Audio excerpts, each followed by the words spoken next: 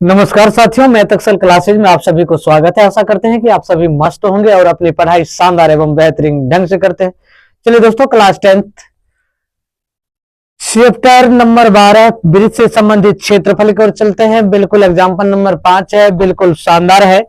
देखिए, कर आकृति 12.16 में चयनित क्षेत्र का क्षेत्रफल ज्ञात की, जहां एबीसीडी भुजा 14 सेंटीमीटर का एक वर्ग है।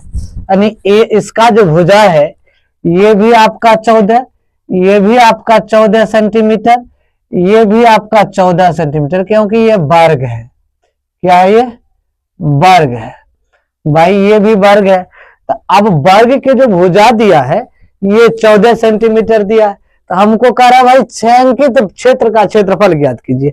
हम क्या करेंगे, वर्ग के क्षेत्रफल में से इस चारों वृत्त के क्षेत्रफल का घटा देंगे, एकदम बिल्कुल आ जाएगा। तो देखिए, वर्ग का क्षेत्रफल निकालिए, वर्ग का क्षेत्रफल, वर्ग की क्षेत्रफल, वर्ग की भुजा पहले लिखिए, भुजा बराबर 14 सेंटीमीटर। अब देखो भाई, यहां जो दिया है या इसको लिख लीजिए, एक लेन। और ये वृत्त का जो त्रिज्या है, पहले एगो वृत्त का व्यास, जब ये 14 है तो आधा पर से ये देखो व्यास इसका यहां से यहां तक, यहां से यहां तक देखो अलग वृत्त है, ये वृत्त अलग है। देख लीजिए, ये यहां से यहां तक ये अलग वृत्त है, ये अलग वृत्त, दोनों वृत्त है एक दूसरे से। तो ये 14 है तो इसका मतलब 7 व्यास इसका है, यानी वृत्त का व्यास 7 है। तो लिखिए, वृत्त की व्यास बराबर 7 सेंटीमीटर। अब देखो वृत्त की त्रिज्या जो है, त्रिज्या बराबर ये आ जाएगा 7/2 सेंटीमीटर, यानी ये व्यास 7 है। इसको हम ऐसे भी लिख सकते हैं 14/2 बराबर 7 सेंटीमीटर।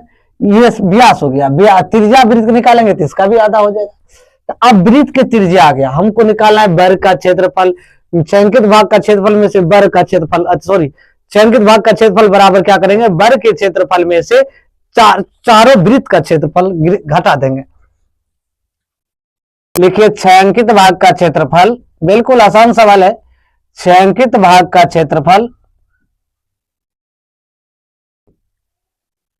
वर्ग का क्षेत्रफल, देखो वर्ग का क्षेत्रफल माइनस 4 गो वृत्त, वर्ग के अंदर कितने वृत्त है, 1 2 3 4 वृत्त है, तो गुने 4 वृत्त का क्षेत्रफल, वृत्त का क्षेत्रफल। यदि इसको हम घटा देते हैं तो ये आ जाता है।